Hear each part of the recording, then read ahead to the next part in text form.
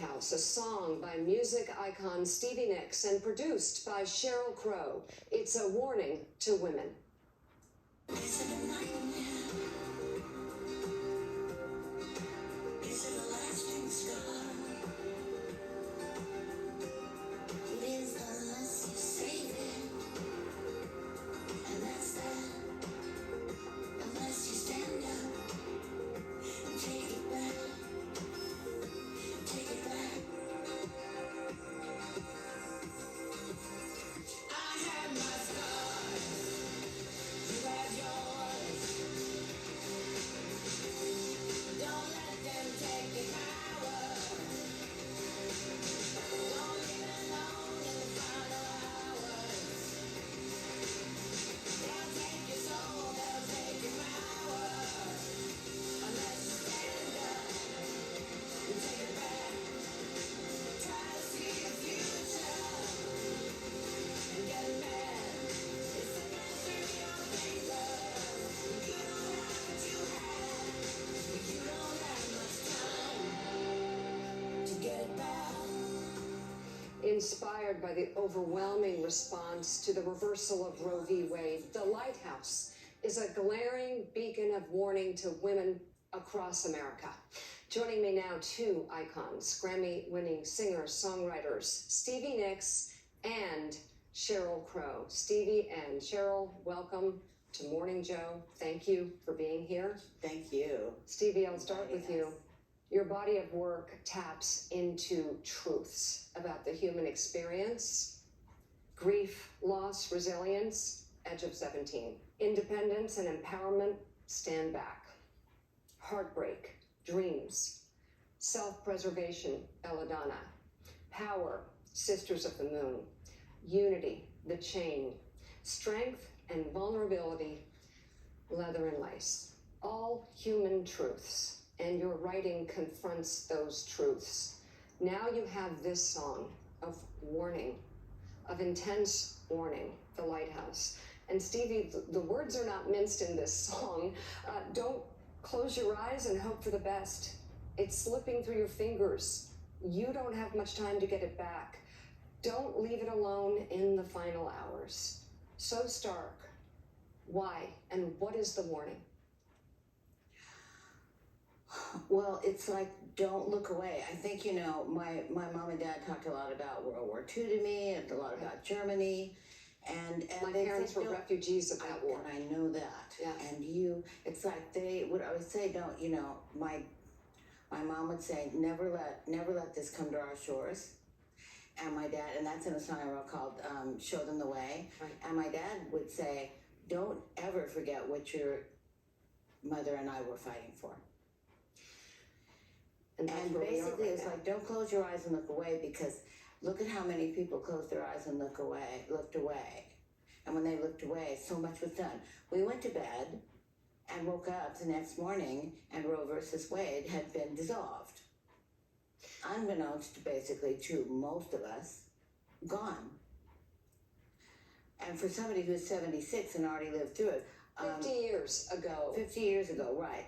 I graduated from high school in 1966. I was 18. Yeah. So from 66 till 73, the year that Buckingham Nicks came out, there was no Roe versus Wade. And then all of a sudden there was. And then until not very long ago, there was Roe versus Wade. Right. All those years. So I kind of feel very much, and did from the beginning, like very deja vu. Like, I've already lived through this. I've already seen it. It was in the shadows.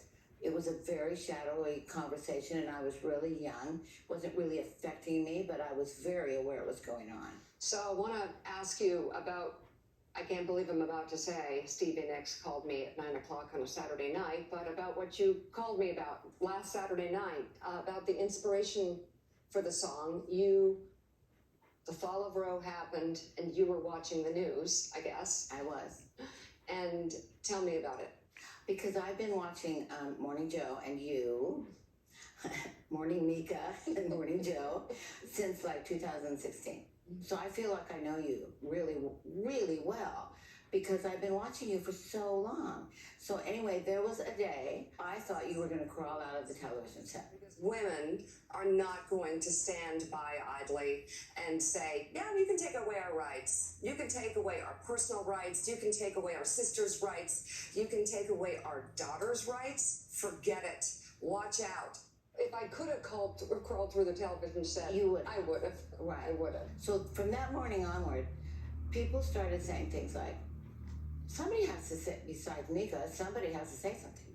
Somebody has to do something. And I'm like, okay, well, let's see. I have a platform. Mm-hmm. I go on stage every night. Now, I'm not going to go on stage in states that are going to hate me for it, but I can go on stage every night and at least think my thing out to the audience, right? So what can I do? I can write a song. I didn't sit right down at my desk to write a song. A couple of days later, I went to bed, and I just woke up early. I sat up in bed, and I started writing this poem, and I just like, and as you can see, I have a journal here that's like, kind of shows you like Your process. what I do. It's Yeah. like a lot. And in 20 minutes, the whole song, the words were written, 20 minutes. Whoa. And then my best friend came in and I said, you have to listen to this, because we were on the road. And so I sang it and I went, gee, it's too bad we didn't like record it. And then Karen my assistant came in and I said, do you have your phone with you? Can you record this really fast? Because I'd found an instrumental, a crazy strange instrumental that was done by some people from Sweden, and that we have yet to meet, but we love them so much because they really were part of this song. And I sang it right along to it, and it's the Whoa. original version that you hear. Are you kidding? Yeah, it's original. And I never wanted it changed because it had that that guttural Raw. feeling, at 8:30 in the morning. Take one. Yeah. So we never did it. We never did the vocal over again. And Sheryl Crow, who ended up being the main producer, she was down with that. She said, Right. that's good. We can do that. And we recorded it. So we actually had it, and I invited half of the band up to listen to it. And we went around the table, and they were like, my lead guitarist was like, that's very powerful. And my lead security guy was like, that's super powerful. And my makeup artist was like, it's really powerful. It's incredible. And it went, and I went, okay, then we're going to finish this. Yeah. We're Yeah. going to do it. Cheryl, let me ask you about this. If you could talk a little bit, please, about the message of the song and this process. Well, first let me say, this is only one of the reasons that I love Stevie. And I think one of the reasons that her fan base love her is that she writes and she speaks from the heart. Everything that she does is authentic. She's one of the only people I know that is truly an authentic artist through and through. The way she lives, the way she views and experiences life is from an artist's mindset. She draws, she paints, and she writes. She's constantly writing. I mean, if I could just have her journal for a year, I could write a 24 album or produce a 24 album set for Stevie just from her. I mean, she's insane. But when she brought me this was different because Stevie doesn't necessarily, throughout her career, she's not weighed in politics. But this was bigger for her than it was about the politics. And she, even though for a moment was like, is this gonna, she put that aside and this is something that is guttural, it is heart level for her.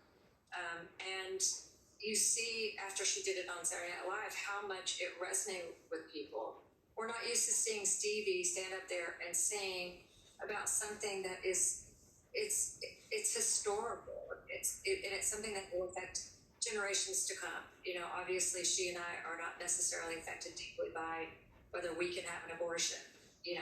That is the point. The point is for all of the women in this country to be able to have the opportunity to decide what happens with their bodies. So, I mean, when she brought me the song, I just said, let's just figure out what paints the landscape in a way that you feel fortifies, the basic spirit of the song. And it's just been a joy and an inspiration to work on this and watch her navigate it. And then we took 2 years to refine it, to get it to the point where we both really said, it is finished. It's ready. It's ready. Sheryl, I know you have to go because you're on the road, so I do want to ask you another question because you've been an advocate on many levels for years. You were on the board of Rock the Vote in the 90s. So what in the world is going on? If you could speak about simply stepping up at this moment and voting. It's really filled me with consternation because of what it says about us in this moment of our humanity. You know, I think that when we elect a government leader, we elect very strong aspects of ourselves. I feel a lot of fear being committed in order to motivate us to vote. For me, I look at this election as, what do I want our country to feel like as I bring up two young boys who are asking very hard questions. They're asking hard questions about Roe versus Wade. They're asking questions about the environment, why the storms, what is happening. And I am going to the polls with the hope that my intention of voting the way that I will vote is representative of who I am as a human being. Who I am as a human being is someone empathetic, that is compassionate, that doesn't feel like the freedoms of other people rob me of my having a free and happy life. Unless they're entitled to have military-grade weaponry and walk into my kids' schools. There are certain freedoms that we have to hold responsibly. I feel like our dialogue has gone so negatively in the last 6 or 8 years that we have to find a way back to the essence of who we want to be as individuals, and we need to look around and ask ourselves, where can I be helpful? Not who is my enemy because they don't believe the way I believe. And that's what I'm taking to the polls. I hope that we will all take that to the polls. I hope that we will align ourselves with what feels like a more hopeful future than what's necessarily being thrust or ejected or spewed, personally, at a lot of people in this country. Such an important message from such a powerful voice. Sheryl Crow, I know you're literally on tour, so we appreciate your time here with us. Thank you for being a part of this conversation. Much more to talk about with Stevie Nicks, including what she says is one of her few regrets. We'll be right back. Back with more of my conversation with rock legend Stevie Nicks, who says that when it comes to voting, she has one big regret. Stevie, it's a really frightening time. Be the beacon, be the lighthouse. What is your warning to all of us right now? Well, you have to, I wrote in here, and then I have it in these typewritten pages that I can't hardly see. That's okay.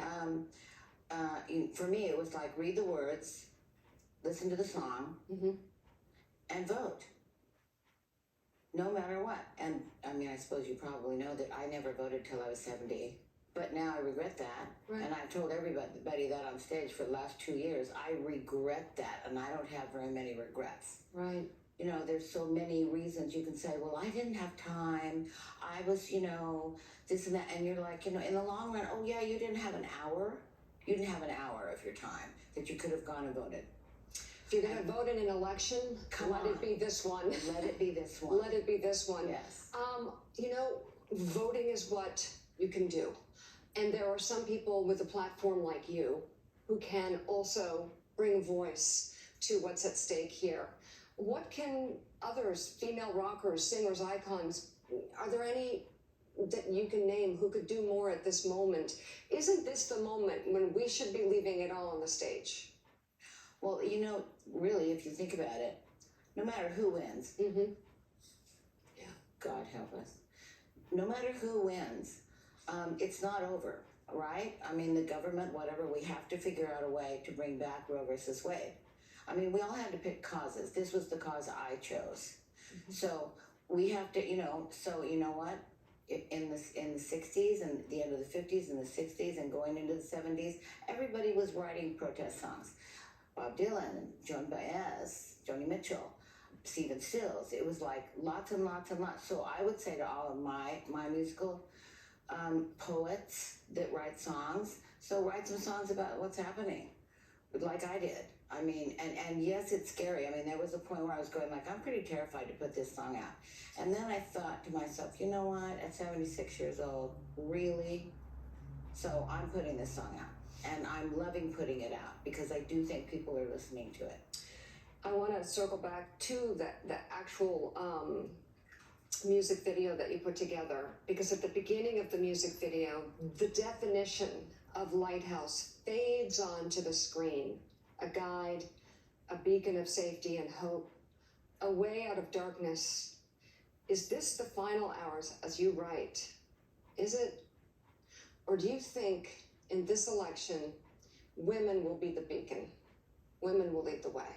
We absolutely will be. And when I said lighthouse, it's because, think about the lighthouse. And by the way, Mika, you are the lighthouse. You inspired this song. You are the lighthouse. You are the wisdom. You are the person that's putting this out on a TV station that goes out to the world in many ways. So you got to me, and I went and wrote The Lighthouse, right? And then when I said the same thing to Randy St. Nicholas, who directed that, I looked at her and I said, she's in her 70s also. And I said, Randy, you are the lighthouse because we've already been there. And you're just in it. You know what I mean? You're in it every day. We're not in it every day. But we are trying to get into it every day more like you are because we all have to fight it. And so, like we said, whoever wins, the lighthouse needs to keep shining its light and also keep those ships from crashing into the rocks. Mm-hmm. And that's where my idea of the lighthouse being a protector, you know, protecting all those boats and ships that are coming in. I want to close with a really, I'm trying not to be Debbie Downer here, but it's a really serious time. And I just interviewed 3 women who had reproductive emergencies and went through hell. One woman, Deborah, she was forced to carry a baby with Potter's syndrome to term, and he died in her arms. Another woman who is now sterile because she didn't get the abortion in time that she desperately needed. Another woman who had to prove she was bleeding out enough to get care. This is already happening now. It is. What do you say to people who don't see how consequential this election is? That's a hard question for me to answer also. I think all I can do is say, well, go to the polls and vote then. Mm-hmm. Then vote your opinion. Whoever you're going to want to vote for, go and at least vote. Don't just sit home on the couch. Because, you know, maybe on the way, they might make a better decision. Who knows? But it's like, you're not ever going to get to every single person. But at least that's why I think music is so great, because music can really get to a lot of people. Break through. And when I said I was going to do this, I said, you know what, people might not agree with this. Like, people in my family might not agree with what I'm saying, but they're going to love this song. And that is the power of music. You're the bridge. And I am the bridge. Yeah. So this table is the bridge between you and me. We are both the lighthouses, and we just have to not quit. We just have to not quit talking about it. Stevie Nicks, thank you so much for coming in. The Lighthouse is now available for streaming on all major platforms via Warner Records.